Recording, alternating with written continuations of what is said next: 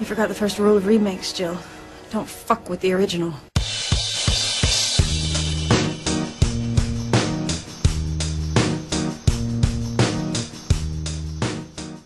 Hey everybody!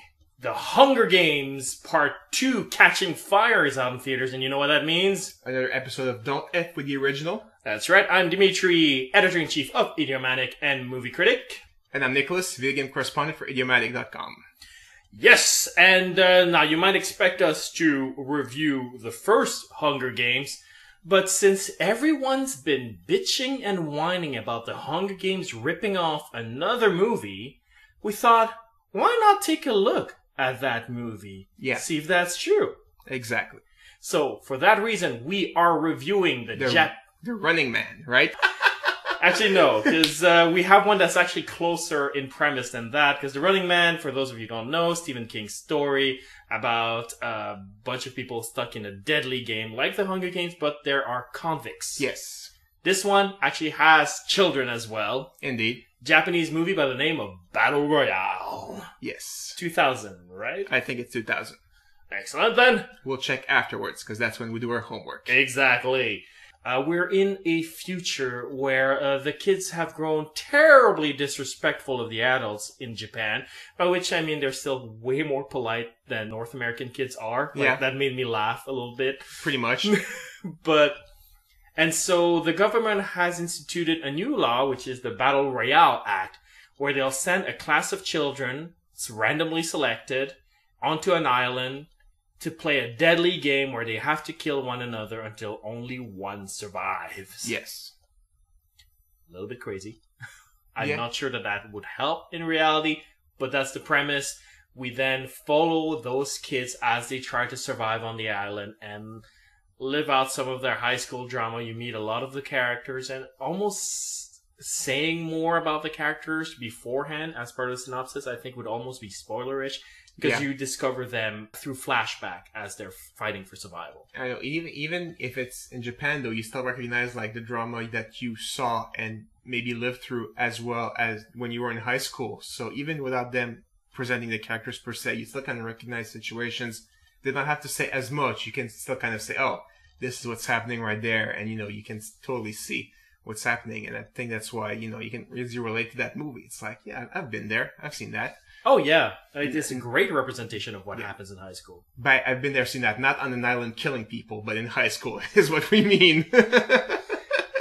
Absolutely, and that's a great point. The key of that movie is really that it's creating this sort of post-apocalyptic violent context for essentially a high school drama. It really is the same conflicts you would find anywhere else, except that it's played out with bloodshed. Yeah. They're given weapons and free range to use them, and they have to use them because only, one can survive after 3 days. So, they have to pretty much push the violence and, you live the drama to its end. Yeah, and you have, the Queen Bee, who's the most deadly of them all, which in high school is also true. Yeah. You've got the nerd kids ganging up together to sort of beat the game in a different way. I guess I shouldn't spoil how. No, you should. You should. And you've got two lovers who don't want to hurt each other. You've got the group of, girls that just, cool girls that just hang out together and, they don't worry about anything else. We're just, we're together, we're all good, we're safe, it's fine. Yeah, and it only takes one misstep for the whole thing to implode, which is also true of real life. Yeah. It's the weird thing about dynamics in high school is that we all get along, but we don't trust each other. We feel the hurt really readily, Yeah, it's true. You have kids who are in love with other kids who are in love with other kids. You got love triangles and whatnot. Also true of high school. And everything plays out in terms of the order of the death as you would see the social hierarchy of a high school play out in terms of who gets crushed in the social hierarchy of a high school. How somebody falls and loses status, loses focus, and all of that in the same. Is that where the fat kid dies first? Yes, it is why the fat kid dies first. Interesting. Okay. It's a really interesting idea. You also have two exchange students. They made me laugh. Yeah, who were basically not really from that class that was chosen. One of them just volunteered for kicks. Yeah. And the other one was a winner from a couple of years ago that they bring back. Yeah. No, I'm not quite sure why, but I think he lied. I think he volunteered because at the end, the teacher said like, "Oh, that's why you came back. You wanted to avenge your girlfriend." Oh, okay, that makes sense. Yeah. Okay, didn't get that, but you're right. Now that I see that, completely makes sense. I like the movie a lot. Yes. Yeah, it's a good movie. Very happy I saw it. It's not one of those movies that I saw it. I'm going to forget it a couple of days. It was really had some really striking images that I'm going to remember. They're going to stay with me. It was well filmed. I'm not a super fan of the gore, but it was, at an acceptable level that, okay, you still have to unfortunately see, teenagers die, but that's the movie and it's not like at Saw levels of gore. No. It is really just there to emphasize the satirical effect of their premise. It's, look, this is how much kids hurt each other, presented in a physical way. It doesn't linger on it. Yeah, that's true. I also dig just the idea of why they're being out there, because there is sort of a message being sent, vehiculated, and that's what I like about movies. They don't just present you a premise, they present you with a point. Yeah. And here is really the idea of an adulthood, a school system that's sort of given up on helping the kids. It's sort of like, as long as you succeed, i.e. being the last survivor, that's all we care about. But in terms of educating you, oh, well, you're all savages, you're all barbarians. I wash my hands of you, go kill each other, and that's it. It's really an education system that's given up on the kids. And you start with that premise, and you're like, oh, the kids are going to be awful. And you meet the kids, it's like, no, they're really nice. They're loyal to each other. There's very few backstabbings in there. It's really misunderstandings and panic. Exactly. Yeah. Because they're good kids. Yeah. And you're right when you describe that as, the school system. You can think, okay, maybe it's just in Japan, but even in the US, where they basically have to teach for the test. They have to basically standardize tests. We're going to teach you. If you pass the test, good, I've done my job. Did you learn anything? I don't care. Did you pass the test? If you pass the test, that's the important thing, Just memorize, what answers you need to answer. And, if you're done, it's great. Yeah. And even beyond just getting the actual information in terms of education, in terms of social education, kids are left on their own. It's like, oh, there's bullying in our schools. There's like, why aren't there bullying in our schools? Because a lot of times the administration doesn't do anything about it. Yeah, because it's not their job. Exactly, and that's the idea, I think. Yeah. Well, it's so much deeper than I just thought, but yeah, you're right. This movie is really profound when you think about it. I just watched it. I was thinking about mostly the relationship between high school students like that, but when you talk about the education system like that, you're completely right. Is there a reason why they brought back an old teacher of them to be the host of the games, or is it just? I think so. I think it's the idea that this is a teacher that's given up on the world. You learn a little bit more about his personal life, and he's being rejected by his own children, by his own family. He's disconnected from the world, and I think it's the idea that the system eventually wears these teachers down. And they give up on the kids, and when they give up on the kids are left to fend on their own. Yeah. What else did I not understand about this movie? Okay, there's one plot line I really want to talk about because I like that plot line. One of the two kids that are exchange students is actually a pretty nice kid. Yeah. And he tells the story of surviving the previous games and tells the story of how he was the last survivor with his girlfriend, and then they had to shoot each other because there can only be one winner or no winner at all. Yeah. And then he kills her and she smiles, and he's trying to figure out why she smiled. Did you ever figure out the answer to that riddle? I thought from the beginning when she smiled, she's happy because at least somebody she loves gets to live, and she happy that he gets to live on at least. What they say, I think that when they propose explanation is that she was happy that she was able to love a guy like him as well, which also kind of makes sense. She's happy that she was able to love him.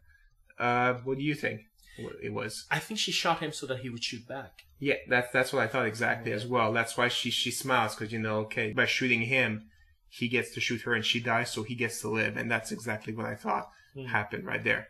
Yeah, so okay, so it is, and I find it interesting that we had to sort of interpret it, but we came to the same conclusion. So that means the movie's pretty clear about it, but they never freaking outright say it. Which is what I like. I like movies that don't insult your intelligence by spelling out everything. Okay, if he had said at the end, "Oh, this is why she smiled. She smiled because blah blah," I would have like, "No, okay, you just lost me there." But yeah, I like it when it's open to interpretation, and other people can watch it and have different interpretation of that too. It's all good. There's no wrong. There are certain wrong answers. She smiled because she wanted chocolate. It's probably not the right interpretation. But, as long as it's kind of coherent and there's no real bad interpretation of it, which is what I like. Yeah. No, I agree. All right. Well, I'm just start with a little nitpick. I'm not quite sure how that Battle Royale thing is supposed to work, how it's supposed to, scare the students straight or whatever. The Battle Royale thing, since they pick a class at random, and that's supposed to scare all the students in Japan straight. I'm not quite sure how that happens, because even if they are good students, they can be picked anyway. Yeah. So how is that system supposed to work? And again, this is another movie where I would like to just be there sitting, seeing the proceedings of, that law being voted in Congress or however it is in Japan, like it's like in The Purge or, I want to see that law being passed and see who voted for what were the reasons for them voting for it. That would be a movie unto itself. I would be fascinated to watch that. Yeah, no, it's for sure. In real life, there would be riots. There's no way you can pass something like that. It's crazy. Yeah. I think the idea, though, in terms of at least the metaphor, is that if the kids are bad enough, the BR Act is enacted and they choose a random class. If the entire school is good enough and the students are well behaved enough, they won't do a BR stunt. Okay. I think that's what it is. But once you do a BR stunt, everybody's up for grabs. Okay, that makes sense. And in terms of the metaphor, I think what it's communicating is that, when things are going wrong, instead of doubling down and trying to figure out what the problem is, they just give up. Yeah. Just try and get rid of the problem by, getting rid of the problem literally, trying to get rid of the cause of the problem, exterminating it, which, not the best solution, Yeah. The kids are bad. Oh, it's the kids' fault. The kids are on their own. They can kill each other. Yeah. As opposed to the kids are bad. What is it that we can do so that they're not bad? Yeah. Often, if kids are bad, it usually comes with, raising them in education. So, you're part of the problem if the kids are bad, unfortunately. Well, if they're bad as a mass, definitely. Like you can have one bad kid and it's nobody's fault except that kid's. Yeah. For sure. Yeah. But if they're all bad, there's something in the institution, there's something in the society. Come on. Yeah, you're right. Exactly. One of the things I didn't like is the music. I thought the music was a little bit melodramatic. It was like, ooh, that's a lot. Yes, you're right. Well, I don't, it sounds ridiculous, but when I know there's a soundtrack, it means it's not a good soundtrack. When, it really, falls on my ear and it's like I keep noticing it too much. It's like, wow, this is a terrible soundtrack. I like soundtracks that kind of flow with the movie. Yeah. That I barely get to notice. That it just adds, I guess kind of subconsciously added to the mood of the movie. And this is like, I keep hearing the music and it's bugging me. I agree completely with you. With some caveats, I think soundtracks that I will notice often will allow me to anticipate a certain feeling. And that's the filmmaker's intention. So if I think about, for example, the Batman Begins soundtrack, I heard it. I noticed it. Because it's a Christopher Nolan movie. It's hard not to to hear the soundtrack. But the soundtrack was communicating the feeling of something's coming. It's heading towards something. And I kept going oh, it's going to be Batman. I want Batman. And it's when it drives that feeling that way, it's okay. But when it pulls you to tell you what you've already seen is when I hate it. And Battle Royale had a few instances of kids getting shot down, the music going this is dramatic, and you're like, yeah, I know. Yeah, I know. You see the corpses of the 7 kids down there. Yeah, it's pretty sad. You don't need to. No, it's ridiculous. Yeah, so nitpick there. That's one. Yeah, no, I agree with you. I'm not sure we needed the opening scene where they pick up one of the survivors of the games, and she's clearly gone nuts. Yeah. Yeah, I mean, I guess we know because we know what the Hunger Games are, so we kind of know what what it is to expect. Maybe if this is one of the first of its time, you're not quite sure what it is, and like the winner is a girl, you know, and you're like, the winner of what, and why is she smiling maniacally? Maybe that would have been more effective if we didn't know exactly what the Hunger Games were, or in this case, the Battle Royale, because we kind of guessed, because we were told it's a ripoff of Hunger Games, or That's true. so and so, the other way around, I guess. I actually thought it was like the final scene of the movie being presented at the front of the movie, like they often do. Yeah. And so I kept looking for that girl throughout the movie, and my memory's not great. And, well, you know. I know. And I don't want to, you know, they're Japanese schoolgirls, so their haircuts are very similar. So I thought it was one of the girls, like, in the couple. I thought it was the girl of the couple there that was a survivor. Except she was carrying a doll, and I don't remember her having a doll in the so it was like... And her facial features are a little bit closer to the runner. Yeah. And so I was like, oh, it's going to be the runner. Yeah. Or that one. I don't remember anymore. And especially when the guy told that, you know, he had to shoot his girlfriend, and now is she going to have to shoot the boyfriend? It's like, I was kept waiting for that the whole movie, and it's like, yeah, that scene at the beginning bothered me, because, like I said, I like to, you know, think and anticipate. And so I was like, okay, since I saw this, what can I anticipate from the movie? At one point, it's like, I just forget that scene and just watch the movie and stop thinking about it, damn it. And one of the things you sort of danced around, and I understand why you did, it made me feel racist, because I was like, at one point, I couldn't identify the girl, and I just gave up and going like, oh crap, I guess they all look alike to me. Oh, I'm a terrible person. Well, the thing is, they are kind of meant... especially for us, I mean, let's face it, we're Westerners. Yeah. Especially for me, poor white person here. And they're first of all, they're schoolgirls, so they're all dressed the same. They all pretty much have this, you know, roughly the same haircut. Yeah, they pretty much do. So all you have to do to differentiate them is like the face. Yeah. Which, you know, which we don't see clearly because her hair is all messed up. And everybody's hair is in their face as well. The only one that you really recognize is like, you know, the Queen Bee one. Because she dressed differently. She decided, you know, I'm going to really be in the game. So she puts on jeans and a t-shirt and, you know, I'm going to be the reading. So I could tell her apart. Yeah. The other ones that kept their schoolgirl uniform, it's like, you girls all look the same to me. I'm sorry. I'm really trying not to be racist here, but you all look the same. Which, to a certain degree, it's not even true because we can tell them apart. Yeah. We just couldn't figure out who the survivor was amongst them. It's because it's none of them. Yeah. And actually, it was just for the girls, because the guys, for some reason, I could make, you know, the nerd crew, could totally recognize them. And, you know, it's like when it was a new guy, it's like, hey, you're new. I haven't seen you. And it's like, oh, you're the guy with the scanner. So I guess it was just the girls because the hairs were so similar, and you know, it's just the hair. One thing about Japan, like I've been in Tokyo, and the men have fancier hair than women in Japan. Okay. And yes, and that's what it comes down to. They had different haircuts, the guys, whereas the girls did not. Yeah, I know. One of the guy that volunteered, not the nice guy, but the other guy that just wanted to, you know, kill people and volunteers. Like, wow, Goku, what the hell's happening here? You know, he's like. Here's an anti-nitpick, a scene I found, like, hilarious. Okay. It's, like the guy that volunteered to show up, and he chooses, you know, like, I want this bag, you know. He's, like, really picky about the bag he gets, and in every bag you get, like, a weapon. It's different for everybody. And in his bag, he had a fan. And I cracked up. This guy volunteered to be here, and what he gets as a weapon is a fan. And you could look, he was really, because he was surrounded by a bunch of kids that actually had real weapons, and you could see he was pissed. And I cracked up so much at that scene, it was like, wow. Wait, I thought it was the other volunteer that changed bags, though. No, it was him. It's like, you know, I volunteered for this game, I want this one. And he grabbed that, you know, he's like, he didn't want that one, he wanted that bag. And he's like, it's a fan. It's a fan. It's like, wow. Actually, the bogus weapons were pretty funny all around. Yeah. Like, one of them gets, like, a pot lid. Yeah. So that was awesome. Can be used as a shield. You know. He does. He actually uses it and actually saves his life. Yeah. You know? So, yeah, the bogus weapons were really funny. I was like, what is this? Completely ridiculous. And binoculars. Like, what are you going to do with that? Those could be useful if you were not in a jungle the whole time, you know, and that your sight blocked every 10 meters. You could do stuff with binoculars. Sure.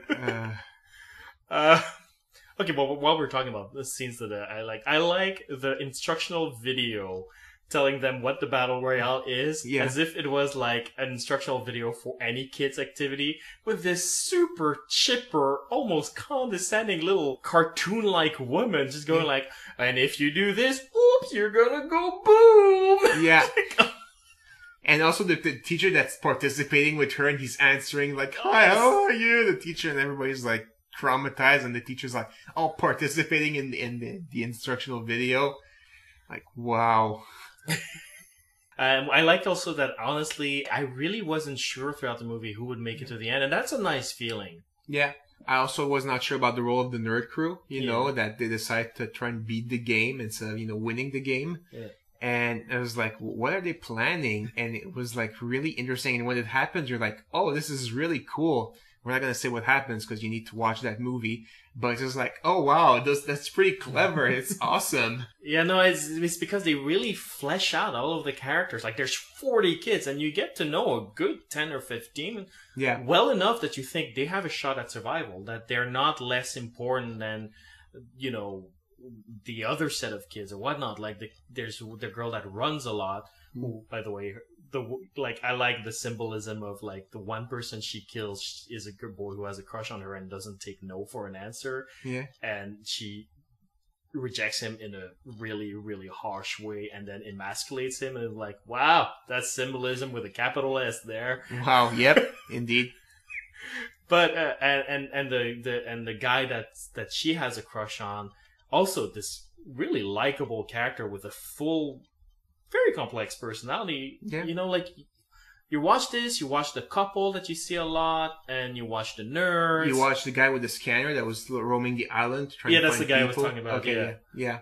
Yeah, like, you see all of them, it's like, oh, they're all good guys, and I like them all, and they're all really well fleshed out. Any of them could make it. Even when you meet the group of girls that are just hanging out together and they don't give a damn about the game, and even one mentions what happens tomorrow. It's like, don't think about that. It's ridiculous. You're thinking, what's their role going to be? Because they seem so nice and chipper, and you're like, it's interesting. It's nice to have like a movie like that where you're not sure who's going to win, as opposed to The Running Man, where who the hell thought Arnold was not going to beat the game. Yeah. Or even Hunger Games, where the main character. Hunger Games, Katniss has to make it. The question when you watch the movie or read the book is whether anyone else will make it with her. Okay.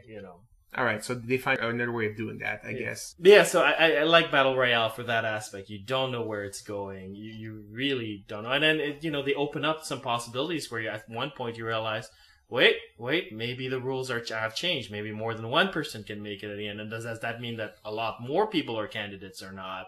Yeah. And that's a great twist, because then, anybody you were banking on being the main character, suddenly it's all up for grabs. Oh, other weird nitpick. Yep. Let's go back to those. Yep. They're all surprised about this Battle Royale thing when they don't know what's happening. Mm-hmm. If the program is, the Battle Royale is supposed to calm the kids and, make them more docile, shouldn't they know about it for it to be effective? But I think that's on purpose, though. I think it's to demonstrate that there is a disconnect in the way the kids are living. That they are not prepared for the adult world, that they are sort of oblivious to what's going on. That is so interesting. Thank you. Wow. You're teaching me so much about this movie, making me like it more and more. Wow. This is so scary.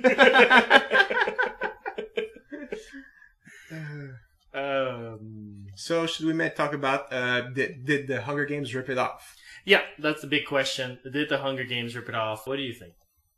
Well, just, I haven't seen the Hunger Games, but from what I understand, they take like students from different districts that don't know each other, a boy and a girl, but, from different districts.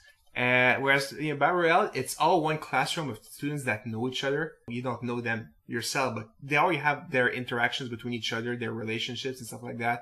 So I think it makes it so much better than just grabbing a bunch of kids and you go and fight, You already had that complexity there that's not present in the Hunger Games. So already there, you can see one level of difference. Yeah. Going on what you said, I think that is one of really the key difference here is, yeah, like you said, these kids already know each other and they play out the dramas that they had already built before the Battle Royale. Yeah. Whereas in the Hunger Games, they're all on the same side in the sense of they're all under an oppressive regime and they just want to make it to the end.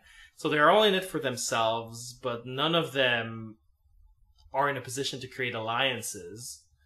And they all hate the capital, you know? Yeah. And the idea here is there's one kid, Peta, who starts breaking the rules by making genuine alliances. And she's like, you're messing with me.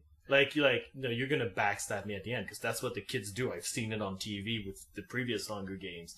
And the idea is to represent a different dynamic where it's like when you don't know anyone and you have to work with other people to survive because you're not well equipped to kill 23 other kids. What do you do? How do you trust? What's the dynamic? It's a story about like how do you establish trust with other people in a situation like that? It's a completely different angle. I don't think either is inferior to the other, but it's sort of to demonstrate that really anybody who says it's a ripoff, these are completely different stories. Yeah. For like, you know, I'm never going to be trusted in that situation because, you know, I'm past high school. But, you know, having been in there, you know, just going back to my high school days, I could totally see myself, you know, being with my friends and completely trusting them and knowing that, you know, they would not backstab me, at least until we were the last Final Four, you know. Yeah. But they would not, you know, backstab me because, you know, I like them. You know, we played D&D every night. We trusted each other. It was fun. I know it could be safe with them, even if they had gun and I had a fan. They would not. They would not go against me because, you know, we were really tight. Whereas, you know, in a situation like that in Hunger Games where you're just trusted with like 23 other strangers and you're like, "Hi, I want to be your friend." You know, it's completely different dynamics, like you say. You know, I don't make friends easy. So when I make friends, you know, they tend to be very good friends because I was able to create, you know, good bonds with them. So one would be completely different than the other for me. So yeah, I don't see why it's a ripoff. It's basically on the same concept of, you know, kids fighting. Basic same premise, absolutely. Same premise, yes. But, you know, you can go on the same premise and as, you know, you can make it go in a different direction or improve on it or make it better. That doesn't mean you're a ripoff. You know, you can build on the same thing and achieve something completely different. I agree completely. I don't think it's anything alike. And the message, like the core message of it, because we talked about the tact, the approach. One's about living out the dramas that you're familiar with. The other one is into placing you into a situation where why would you trust the others and what would you do in that situation? So already the approach is different, but the message is also different. Like I said, Battle Royale for me is totally about a system that's given up on the kids. And whereas the Hunger Games is about an oppressive system that's deliberately pushing down on the kids to give them false priorities. They're making the kids and the society focus on their district winning or themselves surviving, depending if you're the audience or the participants, when you should be teaming up together to take down the oppressive regime that's forcing you to do that. Yeah.